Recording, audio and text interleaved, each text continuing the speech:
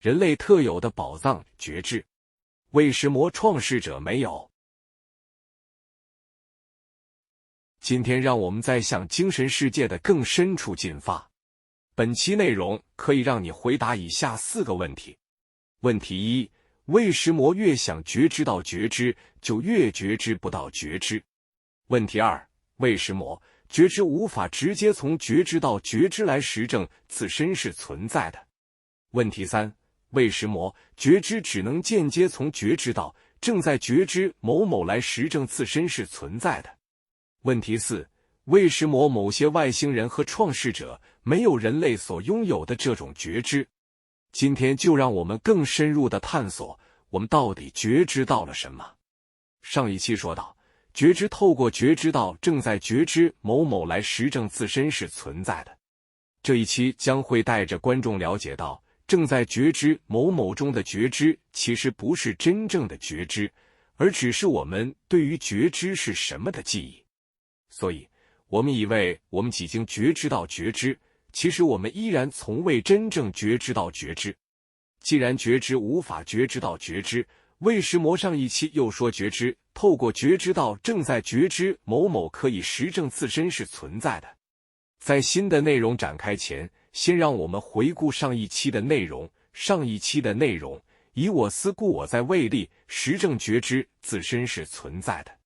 有2个阶段。阶段1：觉知到思考，在思考的我，在思考的过程，在思考。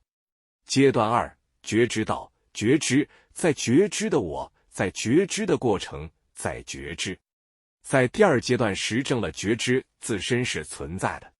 思考可以换成任何的精神活动或是五感、眼耳鼻舌身活动。比如在精神活动，以感恩为例。阶段1：觉知到感恩，在感恩的我，在感恩的过程，在感恩。阶段2：觉知到觉知，在觉知的我，在觉知的过程，在觉知。从感恩，在阶段2实证了觉知自身是存在的。比如在五感活动，以看长颈鹿为例。阶段1：觉知到长颈鹿，在看长颈鹿的我，在看长颈鹿的过程，在看长颈鹿。阶段2：觉知到觉知，在觉知的我，在觉知的过程，在觉知。从看长颈鹿，在阶段2实证了觉知自身是存在的。所以可以发现，实证觉知自身是存在的公式就是：阶段1：觉知到某某，在某某的我，在某某的过程，在某某。阶段2：觉知到觉知，在觉知的我，在觉知的过程，在觉知。到这里就是上一期的内容，接下来是这一期的内容。为了方便接下来的说明，我们用颜色标示上面6个部分。觉知到的某某为红色，觉知到的在某某的我为橙色，觉知到的在某某的过程，在某某为黄色，觉知到的觉知为绿色，觉知到的在觉知的我为蓝色，觉知到的在觉知的过程，在觉知为紫色。事实上，我们一直以来都同时在做很多事，比如我们可以同时有思考、跟人聊天、运动，也同时有在思考的我，在跟人聊天的我，在运动的我，也同时有在思考的过程，在跟人聊天的过程，在运动的过程。我们也同时有3种觉知，我们也同时有3种在觉知的我，我们还同时有3种在觉知的过程，我们同时有思考、跟人聊天、运动。但这一刻我们只觉知到思考，而忽略了跟人聊天、运动。所以我们觉知到的某某其实并不完整，我们觉知到的某某其实只是我们当下所有觉知到的某某中被我们拣选和记得的那部分记忆而已。我们同时有在思考的我，在跟人聊天的我，在运动的我。但这一刻我们只觉知到在思考的我，而忽略了在跟人聊天的我，在运动的我。所以我们觉知到的在某某的我，其实并不完整。我们觉知到的在某某的我，其实只是我们当下所有觉知到的在某某的我中被我们拣选和记得的那部分记忆而已。我们同时有在思考的过程，在跟人聊天的过程，在运动的过程。但这一刻，我们只觉知到在思考的过程，而忽略了在跟人聊天的过程，在运动的过程。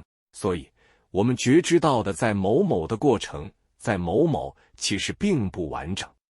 我们觉知到的在某某的过程，在某某其实只是我们当下所有觉知到的在某某的过程，在某某中被我们拣选和记得的那部分记忆而已。我们同时有3种觉知，但这一刻我们只觉知到一种觉知，而忽略了另外2种。所以，我们觉知到的觉知其实并不完整。我们觉知到的觉知，其实只是我们当下所有觉知到的觉知中被我们拣选和记得的那部分记忆而已。我们同时有3种在觉知的我，但这一刻我们只觉知到一种在觉知的我，而忽略了另外2种。所以，我们觉知到的在觉知的我，其实并不完整。我们觉知到的在觉知的我，其实只是我们当下所有在觉知的我中被我们拣选和记得的那部分记忆而已。我们同时有3种在觉知的过程，但这一刻我们只觉知到一种在觉知，而忽略了另外2种。所以，我们觉知到的在觉知其实并不完整。我们觉知到的在觉知，其实只是我们当下所有在觉知中被我们拣选和记得的那部分记忆而已。在阶段1，我们以为觉知到思考，在思考的我，以及思考的过程，在思考。其实更精确的说是，我们只觉知到我当下对于思考，在思考的我和思考过程，在思考的记忆而已。在阶段2，我们以为觉知到觉知，在觉知的我，以及觉知的过程，在觉知。其实更精确的说是，我们只觉知到我当下对于觉知，在觉知的我和觉知过程，在觉知的记忆而已。所以，回到我们前面讲的感恩和看长颈鹿为例，比如在精神活动以感恩为例，我们以为阶段1觉知到感恩，在感恩的我，在感恩。阶段2觉知到觉知，在觉知的我，在觉知。实际上是阶段1觉知到感恩的记忆，在感恩的我的记忆，在感恩的记忆。阶段2觉知到觉知的记忆，在觉知的我的记忆，在觉知的记忆。比如在五感活动以看长颈鹿为例，我们以为阶段1觉知到长颈鹿，在看长颈鹿的我，在看长颈鹿。阶段2觉知到觉知，在觉知的我，在觉知。实际上是阶段1觉知到长颈鹿的记忆，在看长颈鹿的我的记忆，在看长颈鹿的记忆。阶段2觉知到觉知的记忆，在觉知的我的记忆，在觉知的记忆。你会发现以上6个颜色的部分都有共同点，那就是记忆。让我们再次整理我们以上所有的发现。我们以为阶段1觉知到某某，在某某的我，在某某的过程。阶段2觉知到觉知，在觉知的我，在觉知的过程。实际上是阶段1觉知到某某，在某某的我，在某某的过程的记忆。阶段2觉知到觉知，在觉知的我，在觉知的过程的记忆。所以，我们以为觉知到的，实际上是我们的记忆而已。觉知到的等于我们的记忆。现在能够回答我们一开始的问题了。关于问题1，为什么越想觉知到觉知，就越觉知不到觉知？在如何实证觉知是存在的那一期说到，觉知透过觉知到正在觉知到某某来实证觉知是存在的。然而你可以试试看，当你越想要觉知到正在觉知到某某，你反而觉知越来越弱，越来越觉知不到东西，最后觉知好像消失不见了，为什么会这样呢？解答：因为觉知的对象只能是记忆，而记忆的来源有3种：一、某某；二、在某某的我；三、在某某的过程，在某某。以上的某某可以换成任何的精神活动，或是五感、眼、耳、鼻、舌、身的活动。